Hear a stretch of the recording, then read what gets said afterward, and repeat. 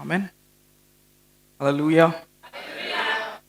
ఎంతమంది రెడీగా ఉన్నారు వాక్యం వినడానికి? వాక్యంలోకి వెళ్దాం. 2 కొరింథీయులకు రాసిన పత్రిక 5వ అధ్యాయం. 2 కొరింథీయులకు రాసిన పత్రిక 5వ అధ్యాయం 16వ వచనం నుండి. కావున ఇక మీదట మేము శరీర రీతిగా ఎవరినైనాను ఎరగము, మేము క్రీస్తును శరీరీతిగా ఎరిగి ఉండినను ఇక మీదట ఆయనను అలాగూ ఎరగము. 17వ వచనం. కాగా ఎవడైనను క్రీస్తునందున ఎడల వాడును తన సృష్టి, పాతవి గతించెను, ఇదిగో క్రొత్తవాయను. ఎంతమందికి ఈ వచనం బాగా తెలుసు? చదివారు ఎప్పుడైనా? ఓకే. కావున ఇక మీదట మేము శరీర రీతిగా ఎవరినైనాను ఎరగము, మేము క్రీస్తుని శరీరీతిగా ఎరిగి ఉండనను ఇక మీదట ఆయన్ను అలాగూ ఎరగం. శరీరీతిగా దేవుని తెలుసుకోవటం, ఆత్మీయంగా దేవుని తెలుసుకోవడం గురించి పౌలు కొరింథీ సంఘానికి రాస్తా ఉన్నాడు. హల్లెలూయా. కాగా ఎవడైనను క్రీస్తునందున ఎడల వాడేమైనాడు? నూతన సృష్టి. He is the new creation. హల్లెలూయా. అందరు చెప్తారా?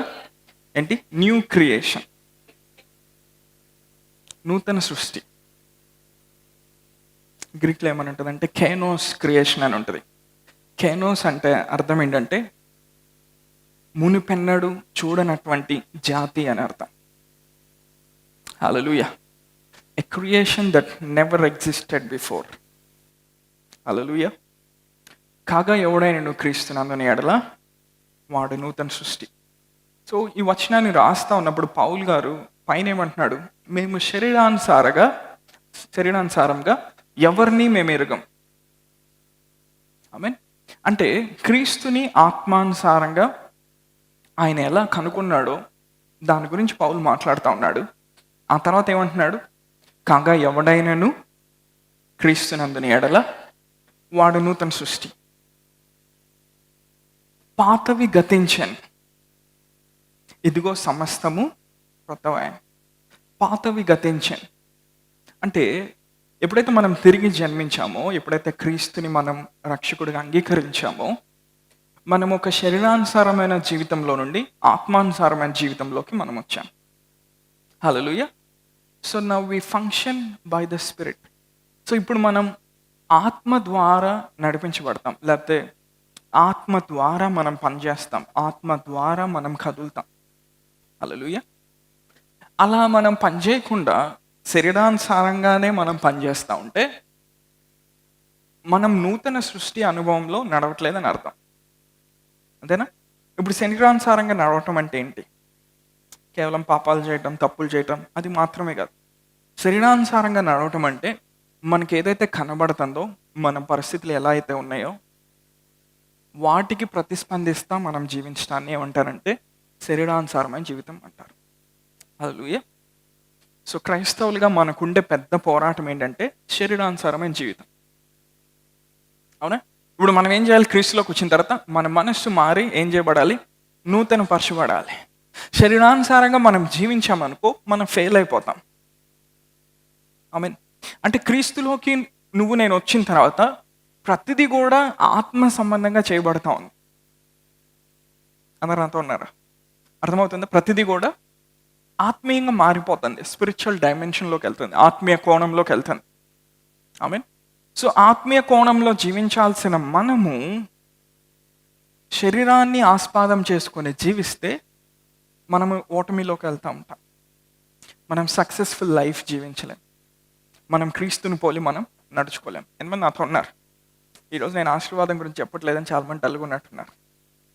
కొన్ని వారాల నుండి నేను చెప్పట్లేదు ఎందుకు, కానీ మీరు క్లియర్గా అబ్జర్వ్ చేసినట్టయితే దాని వెనకాల అసలు ఆశీర్వాదం గురించే నేను చెప్తున్నాను. ఎందుకంటే శరీరానుసారంగా వచ్చే ఆశీర్వాదం కొంతవరకే. ఆమేన్. మన ఆశీర్వాదం అది ఆత్మీయ కోణంలోకి వెళ్ళినప్పుడు అది ఎప్పుడు కూడా మల్టిప్లై అవుతానే ఉంటుంది. హల్లెలూయా. అది శరీర కోణంలో ఉన్నంత వరకు కొంతవరకే ఆశీర్వాదంగా కనబడుతుంది. హల్లెలూయా. కాగా ఎవడైనా క్రీస్తునందున ఎడల వాడేమైనాడు? ఇప్పుడు కేనోస్ క్రియేషన్ అయి ఉన్నాడు, నూతన సృష్టి అయి ఉన్నాడు. అంటే క్రీస్తుని అంగీకరించిన తర్వాత తండ్రి అయిన దేవుడు ఏం చేస్తూ ఉన్నాడు? ఒక జాతిని ఆయన చూస్తూ ఉన్నాడు, ఒక రకమైన ప్రజలను ఆయన చూస్తూ ఉన్నాడు, ఒక స్పెషల్ అండ్ డిఫరెంట్ పీపుల్ని ఆయన చూస్తూ ఉన్నాడు. వాళ్ళు ఎలాంటి వాళ్ళు? ఆత్మ ద్వారా నడిచేవాళ్ళు. హల్లెలూయా. ఆత్మానుసారంగా జీవించే ఒక సృష్టి. ఆమేన్. సో పాత నిబంధన గ్రంథంలో ఎవరికి కూడా ఆత్మానుసారంగా జీవించే ఆ కృప ఇవ్వబడలేదు. ఆత్మ ద్వారా వారు నడిచారు కొంతమంది. కానీ ఆ ఆత్మ వాళ్ళకి ఎప్పుడు అనుగ్రహించబడింది? కొన్ని సమయాల్లో మాత్రమే ఆత్మ వాళ్ళకి అనుగ్రహించబడింది. కానీ ఇప్పుడు నూతన నిబంధనలో నేను ప్రభువుని అంగీకరించిన తర్వాత ఏమైంది? పరిశుద్ధాత్మ మన లోపలికి వచ్చి ఆయన ఏం చేస్తా ఉన్నాడు? సంపూర్ణంగా ఆయన నివాసం ఉంటా ఉన్నాడు. హల్లెలూయా. అదే నాకు చెప్పండి, I'm the permanent address of the Holi spirit. అంటే అర్థం ఏంటి? పరిశుద్ధాత్మకి నేను ఏమైనా పర్మనెంట్ అడ్రస్ అయ్యాను. అంటే మన లోపల ఆయన ఏం చేస్తూ ఉన్నాడు? ఆయన నివాసం ఉంటా ఉన్నాడు. హల్లెలూయా. ఇప్పుడు ఆయన నివాసం ఉంటా ఉన్నప్పుడు మనం ఎలా జీవించడానికి పిలువబడ్డాం? ఆత్మానుసారంగా జీవించడానికి పిలువబడ్డాం. మనం ఆత్మానుసారమైన స్థితిలో నుండి శరీర విషయాల్లోకి పనిచేయడానికి మనం పిలువబడ్డాం. హల్లెలూయా. మనం ఆత్మానుసారమైన జీవితంలో నుండి మనం వ్యాపారం చేయడానికి మనం పిలువబడ్డాం. అవునా? ఆత్మానుసారమైన జీవితంలో నుండి మన ఉద్యోగ బాధ్యతలు మనం నిర్వర్తించడానికి పిలువబడ్డాం. హల్లెలూయా. అప్పుడు ఏమవుతాం? మనం సక్సెస్ఫుల్ అవుతాం. ఒక విజయవంతమైన జీవితాన్ని మనం జీవించగలుగుతాం. ప్రతిదీ కూడా మనం శరీర కోణంలో నుండి మనం చేస్తున్నాం అనుకో, ఇప్పుడు ఏమవుతుంది? శరీర సంబంధమైంది ఎలా చెప్పొచ్చు అంటే, నూతన సృష్టి కానీ శరీర అనుసారంగా జీవిస్తూ ఉంటే సాఫ్ట్వేర్లో వైరస్ ఎక్కిందని అర్థం. ఇప్పుడు ఆ వైరస్ని ఏం చేయాలి? యాంటీవైరస్ ఎక్కించాలి. యాంటీవైరస్ ఎలా ఎక్కిస్తాం? మరలా మనం వాక్యం ద్వారా, పరిశుద్ధాత్మ ద్వారా మనం జీవించడం నేర్చుకోవాలి. హల్లెలూయా. ఒకసారి మీ పక్కన వాళ్ళు చెప్తారా? వాక్యం ద్వారా, పరిశుద్ధాత్మ ద్వారా మనం జీవించడానికి పిలువబడ్డాం. ఇది మన జీవితం. హల్లెలూయా. అంటే బయట వచ్చేటువంటి వార్తల ద్వారా మనం జీవించడానికి పిలువబడలేదు. నీ కంపెనీలో జరుగుతున్న పరిస్థితుల ద్వారా నువ్వు జీవించడానికి పిలువబడలేదు. సడన్గా ఈరోజు నీ కంపెనీలోని నిన్ను పీకేశారు, లేకపోతే ఎత్తేసారు, లేకపోతే నీ జాబ్ తీసేశారు. ఇప్పుడేంటి పరిస్థితి? నడిపించినామా పాల్టేసుకోవటమేనా? ఇప్పుడేంటి పరిస్థితి? కాగా మేము ఇప్పుడు ఎవరిని కూడా శరీరానుసారంగా మేము ఎరగం. హల్లెలూయా. నువ్వు ఆత్మానుసారంగా జీవించేటువంటి వ్యక్తి అయితే ఆ పరిస్థితిని ఎదుర్కోవడానికి కావాల్సిన ఆత్మ సంబంధమైన స్టామినా దేవుడు ఆల్రెడీ నీలో బిల్డ్ చేసి ఉంటాడు. అందుకే the Holi spirit is the teacher. పరిశుద్ధాత్ముడు ఎవరు? ఆయన బోధకుడు. పరిశుద్ధాత్మ ఏం చేస్తాడు? జరగబో సంగతుల్ని మనకు బయలుపరుస్తాడు. కొన్నిసార్లు ఆయన బయలుపరచకపోయినా మనల్ని సిద్ధపరుస్తాడు ఆయన మనకు తెలియకుండానే. ఇప్పుడు ఆ క్లిష్టమైన పరిస్థితి నువ్వు ఎదుర్కొన్నప్పుడు you know what to do. ఆ పరిస్థితిలో ఎలాంటి నిర్ణయం తీసుకోవాలో నీకు తెలుసు. ఎందుకని? నువ్వు కొంతకాలంగా ఆత్మానుసారంగా దేవునితో నడుస్తున్నావు. హల్లెలూయా. ఎంతమంది నాతో ఉన్నారు? అంటే మనం నూతన సృష్టిగా మనం జీవించడానికి మనకి స్పిరిచువల్ స్టామినా కావాలి, ఆత్మ సంబంధమైన సామర్థ్యం మనకు కావాలి. హల్లెలూయా. మన మైండ్లోకి వచ్చే నాలెడ్జ్ వేరు, అవునా? మన స్పిరిట్ లాక్కునే నాలెడ్జ్ వేరు, మన ఆత్మ తీసుకునే జ్ఞానం వేరు. ఈ మైండ్లోకి వచ్చే నాలెడ్జ్ ఎక్కువైతే నువ్వు సైంటిస్ట్ అవుతావు. నీ స్పిరిట్లోకి దేవుని ద్వారా వచ్చే జ్ఞానం ఎక్కువైతే నువ్వు అమర్త్యుడు అవుతావు. హల్లెలూయా. చెప్పిన అర్థమైందా? సో ఇప్పుడు మనకున్న సమస్య ఏంటి? ప్రతిరోజు మన ఆఫీస్లో జరుగుతున్న పరిస్థితులు, మన ఇంట్లో జరుగుతున్న పరిస్థితులు, మన అప్పులు, మన ఈఎంఐలు, మన లోన్లు, మనయే కాదు మనయే, అవునా? ఇవన్నీ ఏం చేస్తూ ఉంటాయి? ప్రతిరోజు మనతో మాట్లాడుతూ ఉంటాయి. అంటే ఈ నూతన సృష్టిని ఏం చేస్తూ ఉంటాయి? ఈ మనసు అనే ద్వారం గుండా, చూపు అనే ద్వారం గుండా, చెవులు అనే ద్వారం గుండా, మాటలు అనే ద్వారం గుండా ఏం చేస్తాయి? వచ్చి వైరస్ ఎక్కిస్తాయి బాడీలోకి. ఇప్పుడు ఆ వైరస్ని ఏం చేయాలి? మనం యాంటీవైరస్ ఎక్కించి దాన్ని బయటకు పంపించాలి. అందుకే పౌలు ఏమంటున్నాడు రోమపత్రిక 12వ అధ్యాయంలో, మనస్సు మారి మనం ఏం చేయాలి? నూతన పరచబడాలి. మనస్సు మారి నూతన పరచబడినప్పుడు ఉత్తమను అనుకూలమైన ఆ దేవుని సంపూర్ణమైన చిత్తాన్ని మనం గ్రహించగలుగుతామంట. అంటే మన మనసు మారి వాక్యం ద్వారా నూతన పరచబడినప్పుడు, అంటే దేవునితో మనం సహవాసంలో ఉన్నప్పుడు, ఆయన వాక్యము మనల్ని దర్శిస్తూ ఉన్నప్పుడు ఇప్పుడు ఏమవుతుంది, మన మనసు మారుతుంది. ఎప్పుడైతే మన మనసు మారుతుందో ఇప్పుడు మనం ఏం చేయగలుగుతున్నాం, దేవుని యొక్క చిత్తాన్ని ఆ పరిస్థితిలో మనం గ్రహించగలుగుతాం. హల్లెలూయా. ఎంతమంది నాతో ఉన్నారు? చెప్పేది అర్థమవుతుందా? కాగా ఎవడైనను క్రీస్తునందున ఎడల వాడు నూతన సృష్టి, పాతవి గతించను, ఇదిగో క్రొత్తవి ఆయన. All things have become new. కొన్ని వ్యాధులు గతించిపోయినాయి. హల్లెలూయా. కొన్ని సమస్యలు గతించిపోయినాయి. ఎప్పుడు నువ్వు 100 సంవత్సరాల క్రితం చేసిన పాపాలు ఎప్పుడో గతించిపోయినాయి. అని మనకు అంత వయసు లేదనుకోండి, బట్ స్టిల్ అంటే గతంలో గుర్తు చేసుకోవటం అని అర్థం. అవి ఎప్పుడో గతించిపోయినాయి. అవునా? దేవుణ్ణి ఎరగనప్పుడు నీ మీదకి వచ్చిన శాపాలు కొన్ని ఉన్నాయి. ఇంకేమైనా ఆయిలేసి ప్రార్థన చేద్దామా? అవేమైనాయి? గతించిపోయినాయి. హల్లెలూయా. నీ అనారోగ్యం గతించిపోయింది. ఈ మాట చెప్పగానే చాలా మంది కోపం వస్తుంది. నీ అనారోగ్యం గతించిపోయింది. నమ్ముతున్నావా?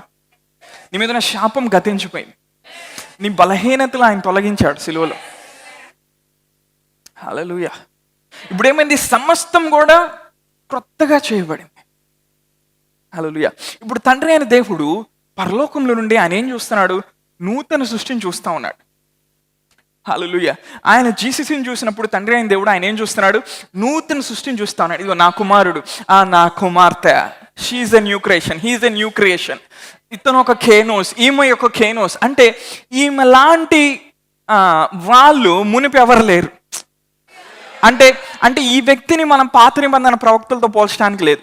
ఈ వ్యక్తి మనం పాత నిబంధనలో ఇజ్రాయెల్ని పరిపాలించిన రాజులతో పోల్చడానికి లేదు. ఎందుకని? ఇది ఒక నూతనమైన జాతి. హల్లెలూయా. వాళ్ళు శరీరానుసారంగానే దేవునికి విధేయత చూపించి అంత కృపను వాళ్ళు అనుభవించగలిగితే,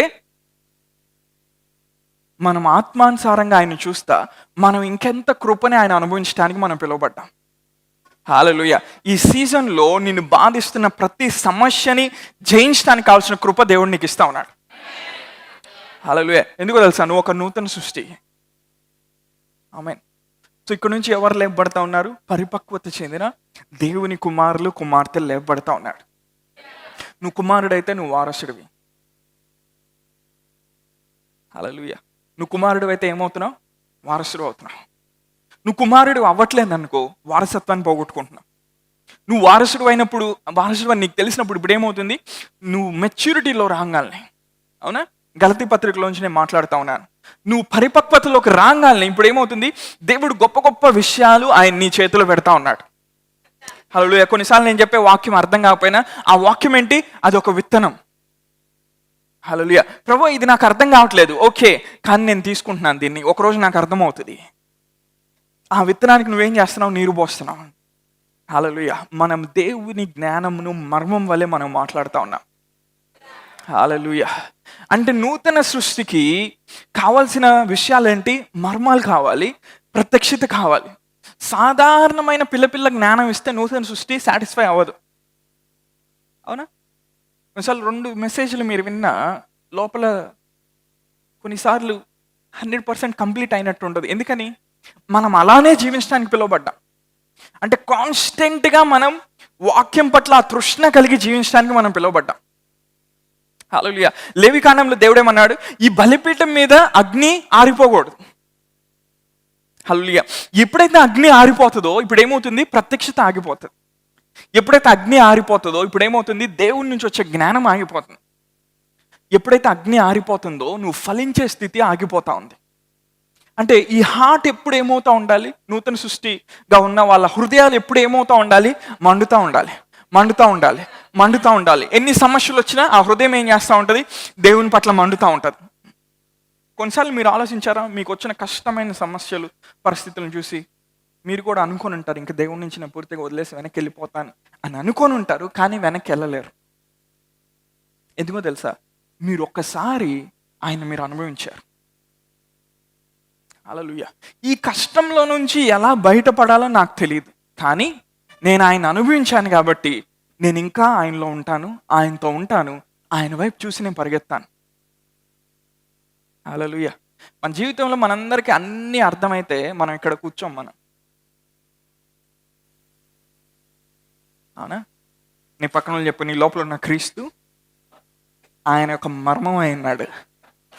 అందుకే నీకు నీ జీవితంలో వచ్చే ప్రతిదీ నీకు అర్థం కాదు, అర్థం చేసుకోవాల్సిన అవసరం కూడా లేదు. హల్లెలూయా. నువ్వు అర్థం చేసుకోపోయినా ఆ మర్మాన్ని నువ్వు అనుభవించావు కాబట్టి ఇప్పుడు ఏం చేస్తావు? నువ్వు ఆయనతో ఉంటావు. సమయం గడిచే కొంది. హల్లెలూయా. గలతీ పత్రికలో వాక్యం ఏముంటుంది? కాలము సంపూర్ణమైనప్పుడు దేవుడు ఏం చేశాడు? తన కుమారుని పంపించాడు. నీ కాలం సంపూర్ణమైనప్పుడు, హల్లెలూయా, నీకు చిన్నప్పటి నుంచి అర్థం కాకుండా నిన్ను బాధిస్తా కొన్ని సమస్యలు ఉన్నాయి కదా, అవేంటో నీకు అర్థమవుతుంది. ఆ కేరోస్ టైం నీ మీదకి వచ్చినప్పుడు, దేవుడు నియమించిన ఆ క్షణాలు నీ మీదకి వచ్చినప్పుడు, హల్లెలూయా. ఎంతమంది నూతన సృష్టి వాళ్ళు ఇక్కడ ఉన్నారు? ఒకసారి ఎఫెసీయులకు రాసిన పత్రిక 1వ అధ్యాయంలోకి వెళ్దాం. ఎఫెసీయులకు రాసిన పత్రిక 1వ అధ్యాయం. సో 20వ వచనం నుండి 23వ వచనం వరకు అందరం చదువుదాం ఒకసారి. మరియు మీ మనోనేత్రములు వెలిగింపబడినందున ఆయన మిమ్మల్ని పిలిచిన పిలుపు వల్ల ఆయన నిరీక్షణ ఎట్టిదో, పరిశుద్ధుల్లో ఆయన స్వాస్థ్యం యొక్క మహిమైశ్వర్యం ఎట్టిదో, ఆయన క్రీస్తునందు వినియోగపరిచిన బలాతిశయంను బట్టి విశ్వసించు మనయందు ఆయన చూపుచున్న తన శక్తి యొక్క అపరిమితమైన మహత్యం ఎట్టిదో మీరు తెలుసుకున్న వల్లని మన ప్రభు అయిన యేసుక్రీస్తు యొక్క దేవుడైన మహిమ స్వరూపియగు తండ్రి తను తెలుసుకొనుట యందు మీకు జ్ఞానమును ప్రత్యక్షత గల మనసు అనుగ్రహించినట్లు నేను నా ప్రార్థనలు యందు మిమ్మల్ని గూర్చి విజ్ఞాపన చేయుచున్నాను. 20వ వచనం నుండి ఆయన ఆ బలాతిశయం చేత క్రీస్తును మృతుల్లో నుండి లేపి, అందరు చదవాలి ఇప్పుడు, సమస్తమైన ఆధిపత్యం కంటెను, అధికారం కంటెను, శక్తి కంటెను, ప్రభుత్వం కంటెను ఈ యుగమునందు మాత్రమే గాక రాబో యుగం నందు పేరు పొందిన ప్రతి నామం కంటెను ఎంతో హెచ్చుగా పరలోకం నందు ఆయనను తన కుడిపార్శ్వంన కూర్చుండబెట్టుకొని ఉన్నాడు. 22, మరియు సమస్తమును ఆయన పాదముల క్రింద ఉంచి సమస్తము పైని ఆయనను సంఘమునకు శిరస్సుగా నియమించను. 23, ఆ సంఘము ఆయన శరీరము సమస్తమును పూర్తిగా నింపుచున్న వాని సంపూర్ణత అయినది. 2వ అధ్యాయం 4వ వచనం, ఆయనను దేవుడు కరుణా సంపన్నుడై ఉండి మనం మన అపరాధముల చేత చచ్చిన వారమై ఉండినప్పుడు సైతము మన ఎడల చూపిన తన మహాప్రేమ చేత మనలను క్రీస్తుతో కూడా బ్రతికించాను. కృపచేత మీరు రక్షింపబడి ఉన్నారు. క్రీస్తు యేసునందు ఆయన మనకు చేసిన ఉపకారం ద్వారా అత్యధికమైన తన కృపా మహాదైశ్వర్యమును రాబో యుగములలో కనబరచు నిమిత్తం. 7వ వచనం, క్రీస్తు యేసునందు మనలను ఆయనతో కూడా లేపి పరలోకమందు ఆయనతో కూడా కూర్చుండబెట్టాను. చాలు. ఈ వచనాలు చదివినప్పుడు ఏమర్థమవుతా ఉంది? ఆయన సమస్తమైన ఆధిపత్యం కంటేను, సమస్తమైన శక్తి కంటేను, ప్రభుత్వం కంటేను, అధికారం కంటేను ఆయన ఏం చేయబడ్డాడంట? పైవాడిగా చేయబడ్డాడంట. హల్లెలూయా. ఆయన పైవాడిగా చేయబడి ఆయన ఏం చేస్తా ఉన్నాడు? ఆ తండ్రి కుడిపార్శ్వంన ఆ సింహాసనం మీద ఆయన కూర్చొని ఉన్నాడు. హల్లెలూయా. అంటే సమస్తమైన వాటి మీద ఆయనకి సంపూర్ణమైన అధికారం ఉన్నది. హల్లెలూయా. ఆయన ఏం చేశాడు? ప్రతి దాన్ని కూడా తీసుకొచ్చి ఏం చేశాడు? తన పాదముల కింద పెట్టాడు. హల్లెలూయా. ఆయన దేహం ఎవరు? ఇప్పుడు ఆయన దేహం ఎవరు? మనందరం ఆయన దేహం. సంఘం ఏమైనది? ఆయన దేహం. హల్లెలూయా. అంటే ప్రతి చీకటి శక్తుల్ని, ప్రతి దురాత్మ శక్తుల్ని, ప్రతి సమస్యల్ని, ప్రతి వ్యాధుల్ని, రోగాలను ఆయన ఏం చేశాడు? సంఘం యొక్క పాదముల కింద ఆయన పెట్టాడు. హల్లెలూయా. ఎక్కడ పెట్టాడు? ఆయన పాదముల కింద పెట్టాడు. ఈరోజు నీకు కొన్ని పరిస్థితులు అర్థం కావట్లేదా? అవి నీ పాదముల కింద ఉన్నాయి. నువ్వు గుర్తుపెట్టుకో. మీ ఇంట్లో కొన్ని వ్యాధులు పోవట్లేదా? కొన్ని సమస్యలు పోవట్లేదా? నువ్వేం గ్రహించాలంటే అవి నీ పాదముల కింద ఉన్నాయి. హల్లెలూయా. ఇంకా 2వ అధ్యాయంలో పౌలు ఏమన్నారు? మన అతిక్రమం చేత, పాపం చేత మరి చచ్చిన వారు అన్నప్పుడు ఆయన ఏం చేశాడు? క్రీస్తుతో పాటు మనల్ని బ్రతికించాడంట. బ్రతికించి ఏం చేశాడు? ఆయనతో పాటు పరలోక ప్రదేశంలో ఏం చేశాడు? మనల్ని కూర్చుండబెట్టాడు. నేను చెప్తున్నా అర్థమవుతుందా? మనం ఎప్పుడైతే నూతన సృష్టిగా చేయబడ్డామో, మనం ఎప్పుడైతే ప్రభువుని అంగీకరించామో, ఇప్పుడు మనకి ఒక స్టేటస్ వచ్చింది. ఆ స్టేటస్ ఏంటి? సమస్తమైన శక్తి కంటేను, అదే చెప్పాలి, ప్రభుత్వం కంటేను, అధికారం కంటేను, ప్రధానుల కంటేను మనం పైగా లేపబడి ఏం చేయబడ్డాం? ఆయనతో పాటు కూర్చుండి పెట్టబడ్డాం.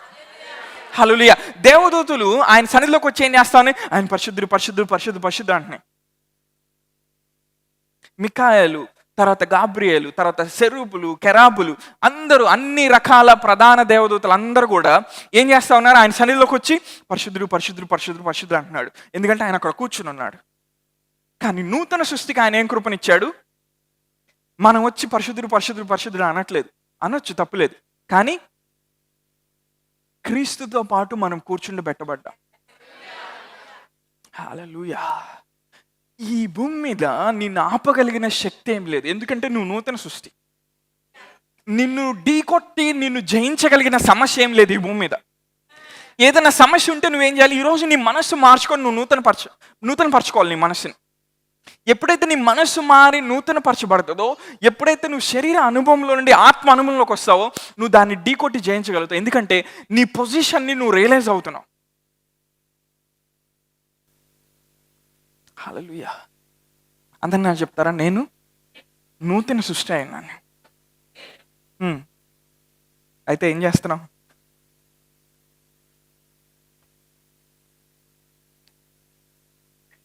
వాక్యం వినేకుంది ఇప్పుడు ఏమవుతుంది? రూపాంతరం చెందుతుంది. మన హృదయాన్ని మార్చుకునే కొంది ఏమవుతుంది? ఆ మహిమలోకి, ఆ పోలికలోకి మనం మార్చబడతా ఉన్నాం. మనం మార్చబడే కొంది ఇప్పుడు ఏమవుతుంది? మన అధికారాన్ని మనం గుర్తించగలుగుతున్నాం. మన అధికారాన్ని మనం గుర్తించే కొంది మన సమస్యల్ని మనం ఏలుబడి చేయగలుగుతున్నాం. నీకు అధికారం ఉంది, నేను చెప్తున్నాను, నీకు అధికారం ఉంది. కానీ అది ఎప్పుడు నీకు పనిచేస్తుంది? నీకు అధికారం ఆయన ఇచ్చాడన్న ప్రత్యక్షత నీకు తెరవబడినప్పుడు పనిచేస్తుంది. హల్లెలూయా. అది తెరవబడలేదనుకో, నా జేబులో ₹1,00,000 ఉన్నాయండి, ఇప్పుడు షాప్కి వెళ్ళి కొనుక్కోవాలి. ₹1,00,000 ఉన్నాయని నాకు తెలియదు, నేను మర్చిపోయాను. ఏంటి నా పరిస్థితి? ఏం కొనాలనుకున్నాను? ఏం కొనలేను. నేను కొనాలనుకున్నా కొనలేను. నా దగ్గర ఉన్నాయా? విషయం ఉందా? విషయం ఉంది. చింతపండు ఉందా? ఉంది. డబ్బులు ఉన్నాయా? ఉన్నాయి. క్యాష్ ఉన్నాయా? లిక్విడ్ క్యాష్ ఉంది. అవునా? షాప్కి వెళ్ళేదని కొనాలనుకున్నా కొనలేను. ఎందుకంటే ఉన్నది అన్న విషయం నేను మర్చిపోయాను. అంటే కొన్ని సమస్యలు మనం ఎలా చేస్తాం? మనకు అధికారం ఉన్నది అన్న ఆ బల్బు మన లోపల వెలిగినప్పుడు ఇప్పుడు ఏమవుతుంది? హల్లెలూయా. కుమారుడు పరిపక్వత చెందుతా ఉన్నప్పుడు గృహ నిర్వాహకులందరూ బయటకు తోలివేయబడతా ఉంటారు. హల్లెలూయా. కుమారుడు మహిమను ధరించుకొని అలంకరించబడి క్రీస్తు మహిమను ప్రతిబింబజేస్తా ఉన్నప్పుడు పిల్ల దెయ్యాలన్నీ సైడ్ ఇస్తాయి. హల్లెలూయా. మనం ఏమైనాం? క్రీస్తునందు నూతన సృష్టి అయింది. ఆమేన్. మనందరికి తెలిసిన వచనం చూద్దాం. రోమా పత్రిక 5వ అధ్యాయం 17వ వచనం. మరణము ఒకని అపరాధ మూలమున వచ్చినదై ఆ ఒకని ద్వారానే ఏలిన యెడల కృపా బాహుల్యమును నీతి దానమును పొందువారు జీవము గలవారై మరి నిశ్చయముగా యేసుక్రీస్తును ఒకని ద్వారానే ఏలుదురు. చాలు. మరణము ఒకళ్ళు చేసిన అపరాధం ద్వారా వచ్చిందంట. కానీ కృపాబాహుల్యము నీతి దానమును పొందువారు జీవం గలవారై మరి నిశ్చయముగా యేసుక్రీస్తును ఒకని ద్వారానే ఏలుదురు. You will reign in life through the one who is Christ Jesus. హల్లెలూయా. మన జీవితాన్ని ఏలుబడి చేయడానికి మనం పిలువబడ్డాం. హల్లెలూయా. ఆ ఒక్కని ద్వారా ఆయన చనిపోయి తిరిగి లేచాడు కాబట్టి నువ్వు నేను రాజులంగా చేయబడ్డా. ఆయన చనిపోయి తిరిగి లేచాడు కాబట్టి మనం యాజకులుగా చేయబడ్డా. ఆయన చనిపోయి తిరిగి లేచాడు కాబట్టి ఆత్మీయ లోకాల్లో మనకి అధికారం ఇవ్వబడింది. శక్తులు ఎదుట, ప్రధానులు ఎదుట, అధికారుల ఎదుట, చీకటి శక్తులు ఎదుట మనలాంటి పవర్ ఉన్న సృష్టి ఈ భూమి మీద ఎవరు లేరు. హల్లెలూయా.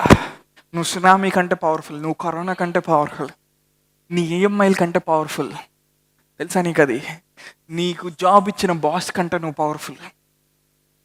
అందుకని రేపు వెళ్ళి ఆయన తిట్టు మాకండి. ఓకే? హల్లెలూయా. నువ్వేం నమ్ముతున్నావు? నేను క్రీస్తు యేసునందు ఏం చేయబడ్డాను? నూతన సృష్టిగా చేయబడ్డాను. I carry that glory, I carry that power, I carry that authority. I mean ఇప్పుడు మనం మనం ఏం చేయడానికి పిలువబడ్డాం? రాజులుగా ఉండి మనం పరిపాలించడానికి పిలువబడ్డాం. హల్లెలూయా.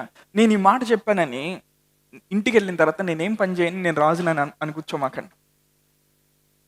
కొంతమందికి ఒకటి చెప్తే నేను చెప్పని 100 కోణాలు వాళ్ళకి ఆల్రెడీ అర్థమైపోతాయి. కొత్త రెవల్యూషన్స్ వస్తూ ఉంటాయి.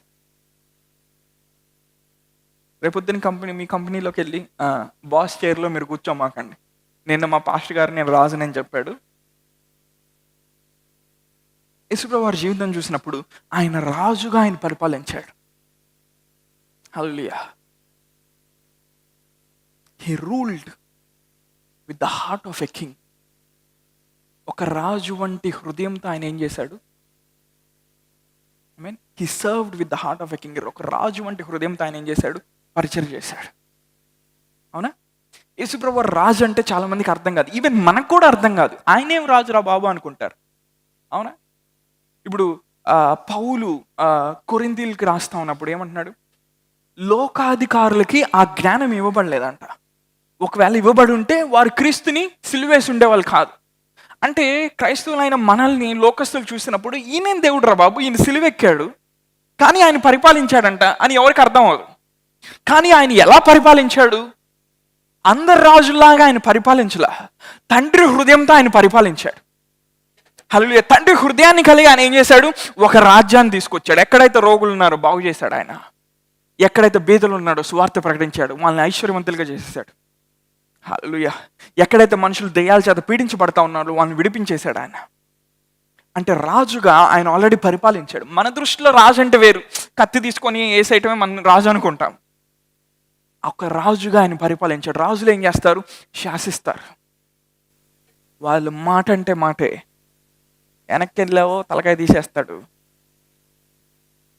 అందరు చెప్పండి, నా మాటే ఏంటి? శాసనం. స్త్రీలు రేపొద్దున మీ భర్త మాట విన్నప్పుడు I'm the boss of this house అనండి. నేను చెప్పట్లేదు అది, అలా అనమాకండి దయచేసి, భయపడతారు. సో ఇప్పుడు క్రీస్తు ద్వారా మనం ఏం చేయడానికి పిలువబడ్డాం? పరిపాలించడానికి పిలువబడ్డాం. కానీ మన జీవితాన్ని మనం చూసుకున్నప్పుడు మనం ఎక్కడైనా పరిపాలిస్తున్నట్టు మనకేమైనా అనిపిస్తుందా ఎప్పుడన్నా? అవునా? డౌట్ వచ్చిందా ఎప్పుడైనా? మనం పరిపాలిస్తున్నట్టు మనకు అనిపించదు. కానీ దేవుడు ఆదాం దగ్గర నుండి ప్రకటన దాకా ఆయన ఏం చెప్తున్నాడు? మీరు ఫలించండి, అభివృద్ధి చెందండి, మీరు విస్తరించండి, భూమి నుంచి హ్యావ్ డొమినియన్, ఏలుబడి చేయండి. హల్లెలూయా. ఇప్పుడు ఆదాం పడిపోయిన తర్వాత మరలా క్రీస్తు వచ్చి ఆయన ఏం చేస్తున్నాడు? పౌలు రోమిల్కి రాసినప్పుడు ఏం చేస్తా ఉన్నాడు? వాళ్ళకి ఏలుబడి చేయటం అంటే తెలుసు, పరిపాలన చేయటం అంటే తెలుసు. పౌలు ఏమంటున్నాడు? ఈ పరిపాలన కాదమ్మా, దీనికి మించిన ఒక పరిపాలన ఉంది, ఒక ఆత్మ సంబంధమైన పరిపాలన. ఆ పరిపాలన విధానంలోకి మీరు వస్తే మీరు అమర్త్యులుగా చేయబడతారు, మీరు జీవం కలిగిన వారిగా చేయబడతారు. అది లోక విధానాల్లో వచ్చే పరిపాలన విధానం కాదు. అందుకే పౌలు రోమిల్కి రాస్తే ఏమంటున్నాడు? ఈ ఒకని ద్వారా, క్రీస్తు యేసు అని ఈ ఒకని ద్వారా మనము ఏలుబడి చేస్తాం, మనము పరిపాలిస్తా ఉన్నాం. హల్లెలూయా. మీకు ఒక విషయం తెలుసా? పడిపోయిన దేవదూతలందరికంటే దేవుడు ఎక్కువ అధికారం మనకిచ్చాడు. హల్లెలూయా. హల్లెలూయా. కేనోస్ క్రియేషన్, నూతన సృష్టి. హల్లెలూయా. కుమారులు ఏం చేయబడతా ఉన్నారు? ఇప్పుడు వాక్యం వింటా ఉన్నప్పుడు కుమారులు ఏం చేయబడతా ఉన్నారు? పరిపక్వతలోకి వస్తూ ఉన్నారు, మెచ్యూరిటీలోకి వస్తూ ఉన్నారు. హల్లెలూయా. నువ్వు పరిపక్వతలోకి వచ్చే కొంది నీ అధికారాన్ని నువ్వు గ్రహించగలుగుతావు. హల్లెలూయా. కొంతమంది అనుకుంటా ఉంటారు, ఎవ్రీ సండే మెసేజ్ వింటున్నాం, ప్రార్థన చేసుకుంటున్నాం, కానీ నేను పరిపాలించినట్టు నాకు ఎక్కడ అనిపించట్లేదే. అదే సమస్యలు నన్ను మరలా కొడతనే, రింగ్ బిల్ల రూపాయి దండని అదే సమస్యలు నన్ను రంగుల రాటంలో పెట్టి ఆడిస్తున్నాయే. డౌట్ వచ్చింది ఎప్పుడైనా? ఇదేం జడ్సన్ బ్రదర్ ఎప్పుడు ఏలుబడి చేయండి, వేసేయండి అంటాడు, ఏం జరగట్లేదే. అందుకే ఏం చేయాలి? శరీర పరిధిలో నుండి ఆత్మ పరిధిలోకి రావాలి. హల్లెలూయా. నువ్వు ప్రార్థన చేసే ప్రతిసారి ప్రభా ఏమైపోయిద్దో, ఏం జరుగుతుందో, ఈ సమస్య నుంచి బయటకు వస్తాను లేదా? కాదు కాదు, ప్రభా నేను అపరాధంలో చచ్చిన వాడిగా ఉండగానే ఆయనతో పాటు లేపుకొని ఆయనతో పాటు కూర్చుని పెట్టావు కదా, అక్కడి నుండి నేను ప్రార్థన చేస్తున్నాను. అక్కడి నుండి నా పరిస్థితిని చూస్తున్నాను ఈరోజు. అక్కడి నుండి నా భవిష్యత్తుని చూస్తున్నాను. హల్లెలూయా. అక్కడి నుండి నువ్వు ప్రార్థన చేస్తావు. ఏమవుతుంది? నీ ప్రార్థన ఎలా ఉంటుంది? నీతిమంతుని ప్రార్థన ఎలా ఉంటుంది? చాలా స్ట్రాంగ్గా ఉంటుంది, చాలా పవర్ఫుల్గా ఉంటుంది. కానీ మనకి నేర్పించబడిన ప్రార్థన అంటే, అయ్యా నేను అయోగ్యుడిని, అభాగ్యుడిని, అపవిత్రుడిని, దౌర్భాగ్యుడిని, దుర్మార్గుడిని, అయ్యా నాకేం రాదు, అయ్యా నాకేం తెలియదు, అయ్యా నాకేం జరగట్లేదు, అయ్యా అయ్యా అయ్యా అయ్యా. ఆ అయ్య లోపలే ఉన్నాడు.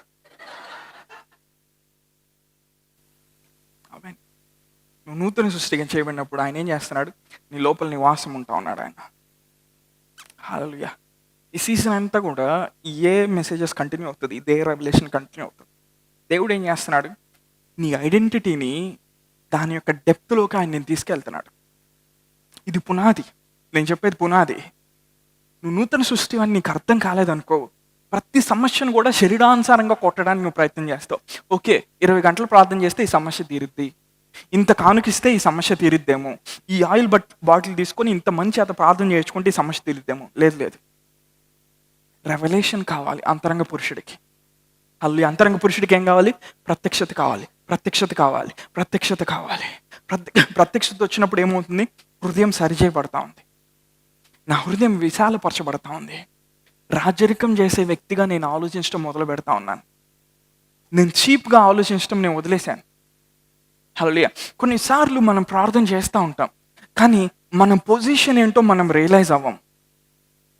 అందుకే చాలామంది ఏంటంటే, అనకూడదు కానీ అంటున్నాను, ఏమనుకోమాకండి, చాలామంది ఏంటంటే ఎట్లా పడితే అట్లా ప్రార్థన చేసేస్తూ ఉంటారు. వాళ్ళు కార్చిన కన్నీరుని బట్టి వాళ్ళకి జవాబులు వస్తాయి అనుకుంటారు. నీ పక్కన చెప్పు, దేవుడు కనికరం కలిగిన వాడే కానీ కన్నీటి బొట్లకి ఫ్లాట్ అయ్యేవాడు కాదు. అలా ఆయన ఫ్లాట్ అయ్యేవాడైతే నేను బకెట్లు పంపించేవాడిని ఆయన దగ్గరికి. నువ్వేంటో నీకు అర్థమైనప్పుడు ఆ విశ్వాస అనుభవంలో నువ్వు నడుస్తావు. నీ విశ్వాసం ఏం చేస్తుందంటే శరీర సంబంధమైన పరిధిలో నుండి ఆత్మ పరిధిలోకి నేను తీసుకొని వస్తుంది. ఆత్మ సంబంధమైన మనిషి ఏం చేయగలుగుతాడు? ఆయనతో పాటు కూర్చొని చూడగలుగుతాడు. ఇది ఈ సమస్యకి పరిష్కారం. హల్లెలూయా. ఆ స్థానంలోకి ఆ వ్యక్తి ఎలా వచ్చాడు? వాక్యం వెళ్తా ఉంది లోపలికి, హృదయం మార్చబడతా ఉంది, మనసు నూతన పరచబడతా ఉంది. ఇప్పుడు ఏమవుతుంది? రియలైజేషన్లోకి వచ్చాడు. పౌలు ఏం ప్రార్థన చేస్తున్నాడు ఎఫెసీయులకి? జ్ఞానము, ప్రత్యక్షత గల మనసు మీకు అనుగ్రహించబడాలని నేను ప్రార్థన చేస్తాను. చాలా సింపుల్ ప్రార్థన చేశాడు కదా పౌలు, ఎవ్వడికి అర్థం కాదు. అదే నేను మీకోసం ప్రార్థన చేస్తాను. ఏం ప్రార్థన చేస్తాను? ప్రభా వాడికి సొంత ఇల్లు కావాలి ప్రభా, మొదదాకా బెంచ్ కార్ అని రాసుకున్నాడు ప్రభా, వాళ్ళ ఇంటి పక్కన ఎవరో 4వ స్టేర్ వేసాడంట ప్రభా, వాళ్ళ అబ్బాయి ఎగ్జామ్లో కాపీ కొట్టి ఫెయిల్ అయ్యాడంట ప్రభా, ఆయన అమెరికాకి వీసా కావాలంట ప్రభా, ఏదో ఒకటి చేయను ఆయన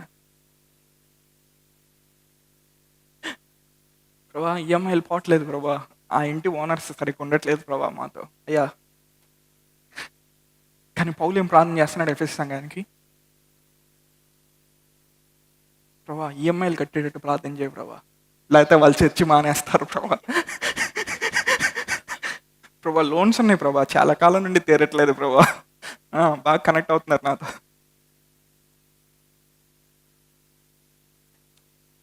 ప్రభా ఒక ఐడియా జీవితాన్ని మార్చేస్తుంది అంట కదా ప్రభా. మేబీ ఆ ఐడియా ఆయన నీకు చాలాసార్లు ఇచ్చుంటాడు, నువ్వు నిద్రపోతూ ఉండుంటావు. రేపు పరలోకం వెళ్ళిన తర్వాత కొంతమంది అడుగుతావు, ప్రభా నువ్వు నాకు ఒక్క ఐడియా ఇచ్చుంటే నేను మిలియనీర్ అయ్యండు, రేపు ఇచ్చాడు రోజు నీకు ఏదో ఒకటి ఇస్తానే ఉన్నాను రా. సో పౌలు ఏం ప్రార్థన చేయలే, ప్రభా వాళ్ళకి మోకాలు నొప్పులు వస్తున్నాయి ఆయన, ప్రభా వీళ్ళకి ఈ మధ్య కడుపులు నొప్పి వస్తుంది ప్రభా, అయ్యా ఏమేమంతా చర్చి మానేస్తుంది ప్రభా. ఏం ప్రార్థన చేయలే పౌలు, ఒకటే ప్రార్థన చేశాడు ఎఫెసీ సంఘానికి. ఏమైనా ప్రార్థన చేస్తాడు? ప్రభా వీళ్ళకి జ్ఞానము, ప్రత్యక్షత గల మనసు. హల్లెలూయా. జ్ఞానము, ప్రత్యక్షత గల మనసు ప్రభా వీళ్ళకి అనుగ్రహించు అంటే, అది తెరవబడినప్పుడు వాళ్ళకి ఏమవుతుంది?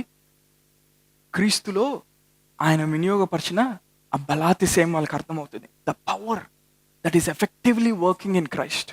క్రీస్తులో పనిచేస్తున్న ఆ బలం ఏంటో వాళ్ళకి అర్థమవుతుంది. క్రీస్తు నడిపిస్తున్న ఆ శక్తి ఏంటో వాళ్ళకి అర్థమవుతుంది. ఆ శక్తి ఏం చేసింది ఆయన్ని సమస్తమైన అధికారం కంటేను, ప్రభుత్వం కంటేను, ఆధిపత్యం కంటేను, ప్రధాని కంటేను, అధికారం కంటేను తీసుకెళ్ళి ఏం చేసింది, ఆయన పైన కూర్చోబెట్టింది. హల్లెలూయా. ఆ ప్రత్యక్షిత జ్ఞానం ఆయన ఏం చేసింది, పరిపాలించేవాడిగా చేసింది. ఈరోజు ఇక్కడ వాక్యం వింటా, నీవు ఆయన ఏం చేస్తున్నాడు, నీ జ్ఞానము ప్రత్యక్షత గల మనసు ఇస్తున్నాడు. నువ్వు పరిపాలించే వ్యక్తిగా ఉంటావు. అంటే మార్కెట్లోకి వెళ్ళి నేను రాజు, నేను వచ్చాను, అందరు పక్క తప్పుకోండి, అది కాదు. ఒక సేవకుని హృదయం కలిగి నువ్వు పరిపాలిస్తావు, కానీ నువ్వు ఒక రాజు వెయ్యి.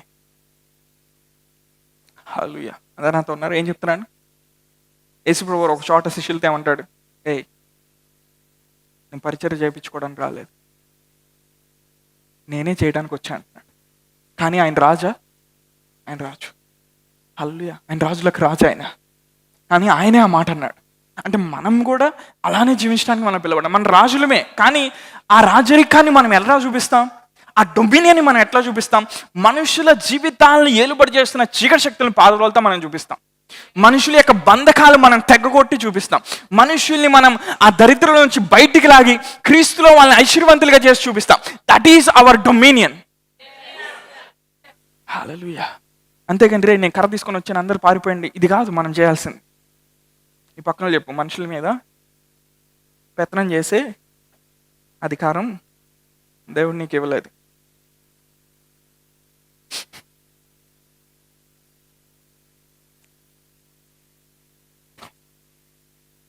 ఒకసారి హెబ్రీయులకు రాసిన పత్రిక 5వ అధ్యాయంలోకి వెళ్దాం. 13వ వచనం. మరియు పాలు త్రాగు ప్రతివాడు శిశువే గనుక నీతి వాక్య విషయంలో అనుభవం లేని వాడైనాడు. వయసు వచ్చిన వారు అభ్యాసం చేత మేలు కీడులను వివేచించుటకు సాధకం చేయబడే జ్ఞానేంద్రియములు కలిగి ఉన్నవారు గనక బలమైన ఆహారము వారికే తగును. హల్లెలూయా. సో బలమైన ఆహారం మనకి ఎందుకు కావాలి? మనం పాలు తాగి బ్రతకొచ్చు కదా, అవునా?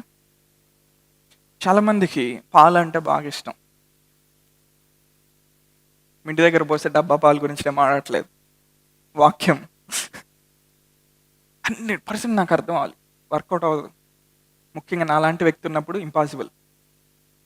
సో నేనేం చెప్తున్నాను, మనం పాలు త్రాగే స్థితిలో నుండి మనం ఏ స్థితిలోకి వస్తూ ఉన్నాం? బలమైన ఆహారం తినే స్థితిలోకి వస్తాం. హల్లెలూయా. రోజు తోటకూర వేసుకొని తింటున్నాం, బాగా మజిల్స్ వస్తాయా? ఏం పడాలి అప్పుడప్పుడు? రెగ్యులర్గా ఏం పడాలి? ప్రోటీన్ పడాలి. ప్రోటీన్ పడకపోతే ఎముక ఇటు వెళ్తుంది, ఈ జాయింట్ ఇటు వెళ్తుంది. తినమని నేను చెప్పట్లేదు, మీ ఇష్టం, మీరు మీ డైటీషియన్లు వాళ్ళ ఇష్టం, నాకు సంబంధం లేదు. కానీ ఇక్కడ పౌలు ఏమంటున్నాడు, బలమైన ఆహారం వారికే తగును. అంటే వాళ్ళ జ్ఞానేంద్రియములు మేలుని కీడుని గ్రహించే స్థితిలోకి వచ్చినాయి అంట. అంటే అర్థం ఏంటంటే వాళ్ళు వాక్యాన్ని తిని, వాక్యాన్ని స్వీకరించి, వాళ్ళ హృదయాన్ని సరి చేసుకొని ఆత్మీయంగా వాళ్ళ ఒక స్థానంలోకి వచ్చారు. ఆ వాక్యం వచ్చినప్పుడు వాళ్ళు ఏం చేయగలుగుతున్నారు? ఆ పరిస్థితిని ఆత్మీయ కోణంలోని చూడగలుగుతున్నారు. మేలు కీడు అంటే అందరికి అర్థమయ్యే మేలు కీడు కాదు. ఇంకా ఈ గ్రంథకర్త మనం లోపలికి దాని డెప్త్లోకి వెళ్ళి చూసినప్పుడు, అంటే వాళ్ళ వాక్యం ద్వారా వారు వెలిగించబడి వాళ్ళ ఆత్మీయ స్థానాన్ని వాళ్ళు గ్రహించి వాళ్ళ ఒక స్థానంలో నిలబడి చూడగలుగుతున్నారు పరిస్థితుల్ని. హల్లెలూయా. ప్రకృతి సంబంధంగా అర్థమయ్యే మేలు కీడు వేరు, ఆత్మీయంగా అర్థమయ్యే మేలు కీడు వేరు, అవునా? ప్రకృతి సంబంధంగా నువ్వు ఎక్కడికైనా వెళ్ళినప్పుడు ఇది డేంజర్ జోన్ అని రాసి బోర్డు పెట్టుంటే అక్కడ నువ్వేం చేస్తావు? జాగ్రత్తగా వెళ్తావు. కానీ ఆత్మీయంగా నువ్వు వెళ్ళేటప్పుడు ఆయనతో పాటు కూర్చున్న ఆ ప్లేస్లో నుండి నీ పరిస్థితిని నువ్వు చూడగలుగుతావు. నేను చెప్తాను, జాగ్రత్త వినండి. నీ పరిస్థితిని ఎప్పుడైతే నువ్వు చూడగలుగుతావో నీకు ఏది మేలో నీకు అర్థమయ్యేటట్టు ఆయన చేస్తాడు. అది నీకు అర్థమైనప్పుడు ఆ పరిస్థితిలో ఆత్మ ద్వారా, పరిశుద్ధాత్మ నడిపింపు ద్వారా సరైన నిర్ణయాన్ని నువ్వు తీసుకుంటావు. ఈ టైంలో నువ్వు ఇల్లు కట్టడం రైటా కాదా నీకు ఎలా అర్థమవుతుంది? నీ ఆత్మీయ స్థానంలో కూర్చున్నప్పుడు, పరిశుద్ధాత్మ నీతో మాట్లాడుతున్నప్పుడు, క్రీస్తుతో పాటు కూర్చున్న స్థానంలో నుండి నువ్వు దాన్ని చూస్తా ఉన్నప్పుడు నీకు అర్థమైంది ఇది నీ టైమా కాదా. చాలా మంది వాళ్ళ గమ్యాన్ని పోగొట్టుకుంటారు. ఎందుకో తెలుసా? వాళ్ళు టైం కాని పరిస్థితిలో, వాళ్ళ టైం కాని సమయంలో అనవసరమైన వాటిలోకి వాళ్ళు వెళ్తారు. హలో, మనం ఆశీర్వించబడిన ప్రజలు మాత్రమే, కానీ ఆశీర్వాదాలను వెళ్ళి మనం వాటేసుకొని తెచ్చుకోవడానికి మనం పిలువబడలేదు. హల్లెలూయా. మనం ఆత్మానుసారంగా నడిచేకుంది, మహిమను ధరించేకుంది, దేవునితో నడిచేకుంది, మనకున్న సమస్తం కూడా ఆశీర్వించబడతా ఉంటాయి. అంటే మనలో ఉన్న ఆశీర్వాదం ఏమవుతుంది? బయటికి ప్రవహిస్తూ ఉంది. బయటికి ప్రవహించినప్పుడు ఏమవుతుంది? శ్రేష్టమైన అన్నీ కూడా మన దగ్గర తీసుకురాబడతాను. అంతేగాని మనం వెళ్ళి తెచ్చుకుంటున్నాం అనుకో. ఇప్పుడు నేను బ్లెస్సింగ్ మాట్లాడిన తర్వాత కొంతమంది 24 గంటల ల్యాండ్ గురించి ఆలోచిస్తున్నారు. అంతకుముందు నైట్ అన్న ఒక 10 వచనాలు చదువుకునేవారు. ఇప్పుడు నైట్ గుర్తురాగానే అక్కడ 3 సెంట్లు అంట 50,000కే వస్తున్నాయంట, రేపొద్దున వెళ్దాం. రోజు ఇదే పని, నెల అంతా. హలో, నేను దాని గురించి మాట్లాడలేదు. నువ్వు ఆత్మీయంగా ఎదిగకుంది, ఆయన మహిమను ధరించుకునేకుంది, నూతన సృష్టిగా నువ్వు నడిచేకుంది, పరిశుద్ధాత్మ నడిమింపులో నువ్వు నడిచేకుంది. ఆ టైం వచ్చినప్పుడు ఆయన చెప్తాడు, అక్కడికి వెళ్ళి ఆ ల్యాండ్ కొనుక్కో, అక్కడికి వెళ్ళి ఆ హౌస్ కట్టు, అక్కడ ఆ డబ్బులు అలా వస్తాయి. మేలు కీడుని వాళ్ళు వివేచించగలిగిన జ్ఞానేంద్రియములు కలిగిన వారు. Their spiritual senses have been enlightened by the Holi spirit. అంటే ప్రకృతి సంబంధంగా ఇది మేలు ఇది కీడు, ఈ ల్యాండ్ ఈరోజు ఇక్కడ తక్కువ ఉంది కాబట్టి వెళ్ళి కొనేద్దాం, దాని గురించి పౌలు గారు మాట్లాడట్లా. అంటే ఈ విషయం ఎందుకు చెప్తున్నా అంటే ఆ కాన్సెప్ట్ అర్థమవుతుందని చెప్తున్నాను, అంతేగాని పౌలు గారు అక్కడ ల్యాండ్ కొనమనడం లేదు. నేను చెప్తున్నా అర్థమవుతున్నా. ఆమేన్, హల్లెలూయా. ఒకసారి చూద్దాం ఆ వచనం. వయసు వచ్చిన వారు అంటే ఎంత రావాలి? 75 రావాలా? ఎంత రావాలి? 95 రావాలా? వయసు వచ్చిన వాళ్ళు అందరూ నాతో చెప్పండి. వయసు వచ్చిన వాళ్ళు అభ్యాసం చేత. తర్వాత చదవదు, అదొక్కటే కావాలి మనకి. ఇప్పుడు వయసు వచ్చిన వారు అభ్యాసం చేత. ఆ వయసు రావాలంటే నాకెంత వయసు రావాలి, మీకెంత వయసు రావాలి? ఇప్పుడు 95 వస్తే సరిపోయిద్దా? ఈయన ఆత్మీయం కూడా వయసు ఉందా? వయసు వచ్చిన వారు అభ్యాసం చేత, తిరిగి జన్మించిన తర్వాత, నూతన సృష్టిగా చేయబడిన తర్వాత, కొన్ని పోరాటాలు నువ్వు జీవితంలో గెలిచిన తర్వాత ఆత్మీయంగా నీకు వయసు వస్తుంది. శిష్యులందరూ పడవలో వెళ్తా ఉన్నారు. యేసుప్రభు ఒక్కలే కొండ మీద ప్రార్థన చేసుకున్నాడు. ఆయన వచ్చేసరికి లేట్ అయిపోయింది, వీళ్ళు వెళ్ళిపోయారు. ఆయన ఏం చేస్తున్నాడు? వయసు వచ్చింది ఆయనకి. అర్థమైందా? ఇప్పుడు వయసు వచ్చింది. 30 ఏళ్ళకి ఏసైకి ఏమొచ్చింది? నీళ్ళ మీద నడుస్తున్నాడు. దెయ్యం వచ్చింది అన్నాడు. ఆయన ఏమన్నాడు?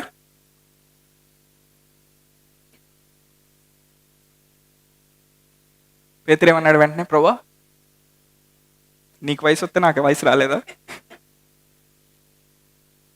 హల్లెలూయా.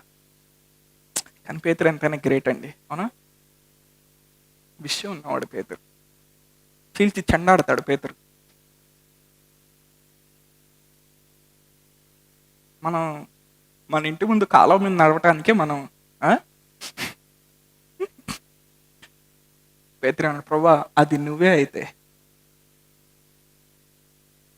పేతురు ఇండైరెక్ట్గా ఏమంటున్నాడు తెలుసా? ప్రభువా నువ్వే అయితే. మన భాషలో చెప్పినా పేతురు ఏమంటున్నాడు? ప్రభువా నీ దగ్గర విషయం ఉంటే నువ్వు నడవటం కాదయ్యా, నన్ను నడిపించయ్యా. హల్లెలూయా. ఏ నరం నొక్కాలో ఆ నరం నొక్కాడు పేతురు యేసుప్రభు వారికి.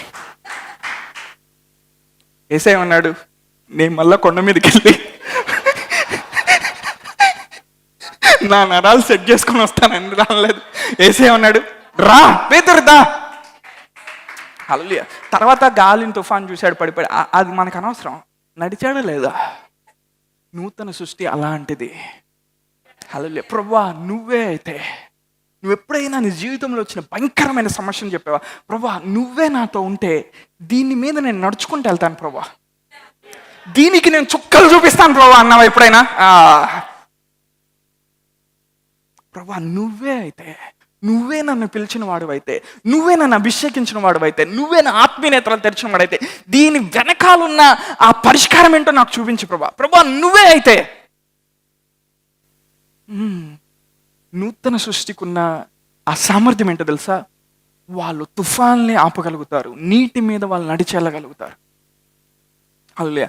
చాలా మంది ఈ రోజుల్లో ఎలా తయారంటే, ఈ నెల ఏమన్నా బోనస్ వస్తే ఫస్ట్ 2 రోజులు భలే స్తుతిస్తారు దేవుడిని. ప్రభువా ఎంత కార్యం చేసావు నాయన, జగను చంద్రబాబు చేయలేని కార్యం నువ్వు చేసావు నాయన. వారం అయిపోయిన తర్వాత వచ్చిన బోనస్తో సహా అంతా అయిపోయింది. తర్వాత ఏంటి పరిస్థితి? ప్రభా నెక్స్ట్ బ్రేక్ త్రూ ఎక్కడుంది ప్రభా? నెక్స్ట్ మిరకల్ ఎక్కడి నుంచి ప్రభా? మనందరికీ ఉండే ఒక క్వశ్చన్ ఏంటో తెలుసా? దేవుడు మనల్ని ఆశ్రయించాడని తెలుసు, కానీ ఆ డబ్బులు ఎక్కడి నుంచి వస్తే మనకు తెలియదు. ఆలోచించారు ఎప్పుడైనా? దేవుడు ఆశ్రయించాడని తెలుసు, ఇవన్నీ ఉన్నాయని తెలుసు, ఇవన్నీ దేవుడు మనకి ఇస్తాడని తెలుసు, కానీ ఒకటి తెలియదు, అది ఎలా జరిగిద్దో మనకు తెలియదు. అదే మర్మం. నీ పక్కన చెప్పండి, అదే మర్మం. అది తెలిస్తే దేవుని మొహం కూడా చూడవు. అన్నీ తెలిస్తే ఇంకేముందండి? పేతురు వలేసి చేపలు పడుతున్నాడు, మంచి ఎక్స్పర్ట్, మంచి నిపుణుడు, అలసిపోయాడు, రాత్రి అంతా ఏసే దగ్గరకు వచ్చేయమంటున్నాడు. ఏసేయమన్నాడు, పేతురు అటు సైడ్ ప్రభా అయిపోయింది. కొన్నిసార్లు మనం ప్రార్థన చేస్తాం కదా దేవునికి, ప్రభా ఈ సమస్య వల్ల అయిపోయింది నా పని, రేపొద్దున నేను బతకటమో పోవటమో నాకు తెలియదు ప్రభా. కానీ పేతురు ఏమన్నాడు? ప్రభా నీ మాట చొప్పున, నువ్వు చెప్పావు కాబట్టి నేను వేస్తున్నాను ప్రభా, నువ్వు చెప్పావు కాబట్టి ఆ ఇల్లు నేను కడుతున్నాను ప్రభా, డబ్బులు ఎట్లా వస్తాయో నాకు తెలియదు. నువ్వు చెప్పావు కాబట్టి అది నా కెరీర్గా ఎంచుకుంటున్నాను ప్రభా, నువ్వేం చేస్తావు నాకు తెలియదు, నన్ను నిలబెట్టి తలగా చెయ్యి. నువ్వు లైఫ్లో నూతన సృష్టిగా, దేవుని కుమారుడు కుమార్తెగా నువ్వు ఏం చేసినా దాని వెనకాల ఒక ప్రవచనం, దాని వెనకాల ఒక మాట, దాని వెనకాల ఒక వాగ్దానం ఉండాలి నీకు సపోర్ట్గా. అది లేకుండా నువ్వు ఎప్పుడు అడుగు వేయకూడదు. హల్లెలూయా. 90 సంవత్సరాలు అయిపోయినాయి, 99 సంవత్సరాలు వచ్చినాయి. ఎంత వచ్చినాయో తెలియదు అబ్రహాంకి. కానీ అబ్రహాం ఏమంటున్నాడు? ప్రభా నేను నమ్ముతాను, ఎందుకో తెలుసా? నువ్వు చెప్పావు కాబట్టి. నూతన సృష్టి ఏం చేస్తా తెలుసా? ఆయన ఏం మాట్లాడాడో దాన్ని పట్టుకొని కూర్చుంటుంది, అది జరిగిందాక. దాన్ని మనం ఏమంటున్నాం? విశ్వాసం అంటున్నాం. హల్లెలూయా. ఎంతమంది నాతో ఉన్నారు? అంటే దేవుడు మనకిచ్చిన గమ్యంలోకి మనం వెళ్ళాలంటే ప్రతిసారి మనం నీళ్ళ మీద నడవాల్సిన అనుభవాలు మనం ఎదుర్కొంటాం. నేను పక్కన చెప్పు, క్రైస్తవ జీవితం ఎప్పుడు సాఫీగా వెళ్ళదు. కొన్నిసార్లు తుఫాన్లు వస్తాయి, కొన్నిసార్లు శ్రమ కలుగుతుంది. ఆమేన్. ఆ శ్రమలో మనం ఏం చేస్తాం? మన భారాన్ని మనం మోస్తాం, మన సిలువను మోస్తా ఏం చేస్తాం? ఆయన వెంబడిస్తూ ఉంటాం. కొంత దూరం ఆ సిలువను ఎత్తుకొని మనం నడిచిన తర్వాత ఆ శ్రమను ఆయన ఏం చేస్తాడు? మన మీద నుండి ఆయన తీసేస్తాడు. హల్లెలూయా. పౌలు గారికి ఒక శోధన వచ్చింది. ప్రభా ఈ దేహంలో ఈ ముళ్ళు పోవట్లేదు ఆయన. అది ఏ ముళ్ళు అయినా అవ్వచ్చు, శారీరకంగా అయినా అవచ్చు, ఆత్మీయంగా అవచ్చు, ఏదో ఒక ముళ్ళు అవచ్చు. పౌలు ఏం చేశాడు? ముమ్మారు ప్రార్థన చేశాడంట, కానీ దేవుడు తీసేశాడు దాన్ని. తీలా. పౌలు నా కృప నీకు చాలు అన్నాడు. నీకు ముళ్ళు ఉంది పౌలు, నాకు కూడా తెలుసు, కానీ నా కృప వచ్చినప్పుడు ఆ ముళ్ళుకే నువ్వు ముళ్ళు అవుతావు పౌలు అంటున్నాడు. హల్లెలూయా. ఇంకా పౌలు ఇంకా భయపట్ల, ఇంకా చింతించట్లా, దాని గురించి ప్రార్థన చేయట్లేదు. అయిపోయింది, ఇరగొట్టేసాను అనుకున్నాడు పౌలు. హల్లెలూయా. ఒక సంపూర్ణతలోకి వచ్చేసాడు. అప్పుడు వరకు పౌలు గారు నాపింది ఏంటి? ఆ ముళ్ళు. ఈరోజు నిన్ను నన్ను ఆపుతుంది ఏంటి? కొన్ని ముళ్ళు ఉంటాయి. నేను పక్కన చెప్పండి, ఆత్మీయంగా ఎదగటం ఐస్ క్రీమ్ తిన్నంత ఈజీ కాదు. పక్షిరాజు ఏం చేస్తాడు తెలుసా? పిల్లల్ని అభివృద్ధి చెందించాలనుకున్నప్పుడు ముళ్ళు పెడతాడు ముందు. గూడు కడతాడు కదా పిల్లలకి, లోపల ఏం చేస్తాడు? చిన్న చిన్న ముళ్ళు పెట్టగానే పట్ పట్ పట్ అని గుచ్చుకుంటూ ఉంటాయి వాటికి గ్రహింపు అవుతుంది, మనం ఇక్కడ ఉండటానికి, మనం ఇక్కడ సేఫ్గా, ఈయన ఉండనీయట్లేదు, బయటికి వెళ్ళాల్సింది అంటాడు. సడన్గా ఒకరోజు తీసుకెళ్ళి ఏం చేస్తాడు? పైకి తీసుకెళ్తాడు. పైకి తీసుకెళ్ళి ఏం చేస్తాడు? అక్కడ వదులుతాడు. ఆ పిల్ల ఎగరలేక ఏం చేస్తుంది? అక్కడ నుంచి కింద పడతా ఉంటే కిందకు వచ్చినప్పుడు పట్టుకుంటాడు. అక్కడ తాపాడు, మళ్ళీ ఏం చేస్తాడు? పడకుండా ఉండేంతసేపు చేస్తానే ఉంటాడు. ఏం చేస్తాడు? సర్కస్ ఆడతాడు. నీకుండే సమస్యలు కొన్నిసార్లు నేను ఏం చేస్తాను తెలుసా? పైకి తీసుకెళ్ళి అక్కడి నుంచి వదులుతాయి కిందకి. ప్రభు వారు పైనుండి ఇట్లా చేయబెట్టి, ఎక్కడున్నావు? ఇక్కడ, ఓకే, మళ్ళీ లెఫ్ట్. మళ్ళీ నీకు వచ్చే సమస్యలు ఏం చేస్తాయి? నిన్ను అక్కడ తీసుకెళ్తాయి. ఈసారి ఆకాశంలోకి తీసుకెళ్తాయి. నువ్వు ఫ్లైట్లో వెళ్తా ఉంటావు కదా, దానిపైకి తీసుకెళ్తాయి. అక్కడ నుంచి నేను వదులుతాయి. పారాషూటు, అంబ్రెల్లా ఏముండదు అక్కడ. నువ్వు నేల మీద నీ తలకాయ ఒక్క బోర్ల పడబోతుంది అనంగా ప్రభువారు ఇటు చేయి పెడతాడు. ఇక్కడ కూడా నేను పట్టుకోపోతే ఇటు చచ్చిపోతాడని.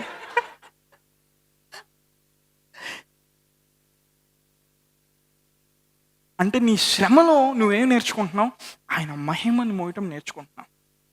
అన్ని వైపులా, అచ్చమైన తెలుగులో చెప్పమంటావా, నీ శ్రమ వచ్చినప్పుడు అన్ని వైపులా నువ్వు బలుస్తూ ఉంటావు, అన్ని వైపులా నువ్వు స్ట్రాంగ్ అవుతూ ఉంటావు. కానీ ఈ శ్రమ నాకెందుకు వచ్చింది, నేనేం తప్పు చేశాను, నేనేం చేశాను, అది కాదు నీకు కావాల్సింది. నూతన సృష్టి అలా పనిచేయదు. ఆమేన్. హెబ్రీ 12 ఏమంటాడు? ప్రభువు చేత క్రమశిక్షణ చేయబడతారంట కుమారులు. క్రమశిక్షణ చేయబడకపోతే వాళ్ళు దుర్బీజులే కానీ వాళ్ళు కుమారులు కాదు, వాళ్ళు ఇల్లెజిటిమేట్ సన్స్ అవుతారు, వాళ్ళ బాస్టర్డ్స్ అవుతారు, అంటే అక్రమ సంతానం అవుతారు. ప్రభు చేత క్రమశిక్షణ చేయబడిన వాళ్ళు. నూతన నిబంధనలో ప్రభు మనల్ని ఎలా క్రమశిక్షణ చేస్తున్నాడు? పరిశుద్ధాత్మ యొక్క స్వరం మన లోపల వినబడతా ఉంటుంది. ఇది తప్పు, ఈ మార్గంలో వెళ్ళమాకు, ఇది సరి చేసుకో, ఈ ఆలోచన ఇలా ఆలోచించ మాకు. మనకు పరిశుద్ధాత్మ మాట్లాడినప్పుడు ఒకటే వినపడింది, నీకు బెంజేస్తాను. ఈ ఒక్కటే మనకి వినపడింది. దర్శనం చూపించాడు ప్రభు, నన్ను బాగా వాడుకుంటున్నాడు. మాకు స్టేజ్ మీద నుండి ప్రభు శిక్షించిన కుమారుడు ఆడు అసలు కుమారుడే కాదంట. అంటే ఇది చెప్పగానే మళ్ళా నాకు రోగం వచ్చిందంటే పాస్టర్ గారు చెప్పారు ప్రభు శిక్షిస్తాడని. అది కాదు. ఆయన ఎలా శిక్షిస్తాడు, ఎలా క్రమశిక్షణలో తీసుకొస్తాడు? ఆత్మ ద్వారా ప్రతి విషయాన్ని మనలో సరిచేస్తూ ఉంటాడు. కొన్నిసార్లు ఆ శ్రమ నీ జీవితంలోంచి పోదు. అది మనకి ఎలా ఉంటుంది? శిక్షలాగా ఉంటుంది, పనిష్మెంట్ లాగా ఉంటుంది. మనకేమనిపిస్తుంది? ప్రభు మనల్ని భయంకరంగా శిక్షిస్తున్నాడు అబ్బా అనిపిస్తుంది. లేదు, ఆయన శిక్షించట్లేదు. కానీ నువ్వు ఒక రెల్మ్ దాటి ఎదిగి పైకి రావాలని ఆయన చూస్తున్నాడు. నువ్వు ఎదిగి పైకి వచ్చినప్పుడు ఇప్పుడు ఏమవుతుంది? ఆ కింద పరిధిలో ఉన్నటువంటి ఆ శ్రమ దాటి నువ్వు పైకి వస్తా ఉన్నావు. ఆ శ్రమ యొక్క ప్రభావం నీ మీద నుండి తీసేయబడతా ఉంది. హల్లెలూయా. కొన్ని శ్రమలు మన జీవితంలోంచి పోవు కొన్నిసార్లు. ఎందుకంటే మనల్ని బాధ పెట్టాలని దేవుని ఉద్దేశం కాదు. మనం ఇంకో రెల్మ్లోకి రావాలి, ఇంకొక డైమెన్షన్లోకి రావాలి, ఇంకొక లెవెల్లో మనం ఎదగాలని దేవుడు చూస్తూ ఉంటాడు. హల్లెలూయా. ఎంతమంది నాతో ఉన్నారు? సో చాలాసార్లు మనం అనుకునే ఆత్మీయ ఎదుగుదల వేరు, ఆత్మీయ ప్రపంచంలో కనబడే ఆత్మీయ ఎదుగుదల వేరు. హలో, మనం అనుకునే ఆత్మీయ ఎదుగుదల ఏంటి? రోజు బాగా ప్రార్థన చేసుకుంటుంటే రోజుకి 10 మెసేజ్లు ఏంటంటే అబ్బా 1 సంవత్సరం చేశాను, నేను బాగా ఎదిగిపోయాను అనుకోవచ్చు. కానీ ఆత్మీయ ప్రపంచంలో నేను చూసినప్పుడు అక్కడున్న శక్తులు, అధికారులు, ప్రధాన వీడు చిన్నపిల్లవాడిలాగా ఉన్నాడు, వీడు గోళీలు ఆడుకునేవాళ్ళలాగా ఉన్నాడు అనుకుంటే నువ్వు ఎదిగావని నీకు ఎప్పుడు అర్థమవుతుంది? రెల్మ్స్ని నువ్వు డామినేట్ చేస్తున్నప్పుడు అర్థమవుతుంది. అసలైన విషయం దగ్గరికి వచ్చినప్పుడు మీరు మిస్ అవుతున్నారు. కొన్ని ప్రపంచాల్ని నువ్వు ఏలుబడి చేస్తూ ఉంటావు ఆత్మీయంగా. అప్పుడు నీకు అర్థమవుతుంది నువ్వు ఎదిగావు, నీ లోపల పవర్ వచ్చింది, నీకు దేవుడు అథారిటీ ఇచ్చాడు అన్న విషయాన్ని నువ్వు అప్పుడు గ్రహిస్తావు. మనుషుల్ని చూసి నేను బాగా ప్రార్థన చేసుకుంటున్నావు, బాగా వాక్యం చెప్తున్నావు. హలో, ఈ బటర్ నాన్లన్నీ పనికిరావు ఇవన్నీ ఆత్మీయ ప్రపంచంలో. కొంతమంది బాగా ప్రార్థన చేస్తున్నారు అని పోవడంగానే వాళ్ళు ఎక్కారు, పరలోకానికి ఎక్కిపోయారు. వాళ్ళు 4 రోజులు అయిన తర్వాత దెయ్యాలు ఎక్కడ పడితే అక్కడ కొడుతున్నాయి వాళ్ళని. ఎందుకని?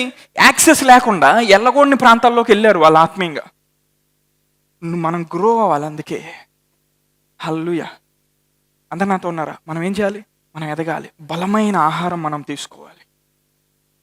హల్లెలూయా. అప్పుడు ఈ పరిధి, శరీర పరిధి దాటి మనం నిజమైన నూతన సృష్టిగా మనం బయలుపరచబడతాం లోకానికి. హల్లెలూయా. నేను ఆ మహిమను ధరించుకున్నప్పుడు, నేను ఆ స్థానంలో ఆయనతో నడుస్తా ఉన్నప్పుడు ప్రతి ఆశీర్వాదం నాకు ఇవ్వబడుతుంది. సమృద్ధి అయిన జీవాన్ని నేను అనుభవిస్తాను. ప్రతి విషయంలో దేవుని హస్తాన్ని నేను చూస్తాను. ప్రతి విషయాన్ని నేను ఏలుబడి చేస్తాను. హల్లెలూయా. ఎంతమంది నాతో ఉన్నారు? ఒకసారి కళ్ళు మూసుకుంటారో?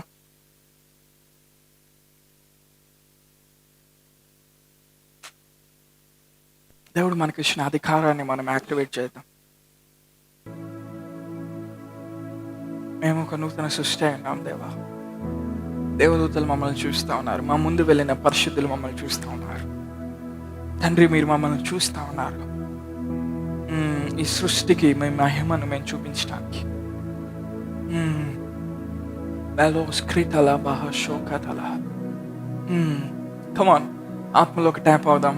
మీకున్న ఆయన్ని మర్చిపోండి ఒక 2 నిమిషాలు.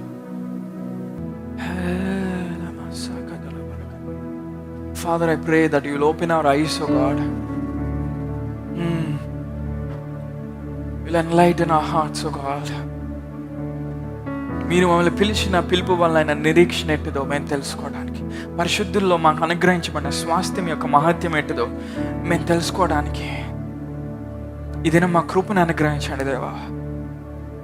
మేము ప్రతిరోజు మా సాధారణ జీవితాన్ని మేము జీవిస్తా మీ అసాధారణమైన ప్రపంచంలోంచి పనిచేసే వాళ్ళని ఈ సంఘంలోండి లేవనెత్తమని అడుగుతా ఉన్నాం. ఎక్కడున్న వాళ్ళు దేవా, ఇదిగో ప్రభావితం చేసేవారుగా, నీ అభిషేకాన్ని విడుదల చేసేవాళ్ళుగా, కుమారులుగా మహిమను బయలుపరిచేవారుగా లేవనెత్తమని అడుగుతా ఉన్నాం.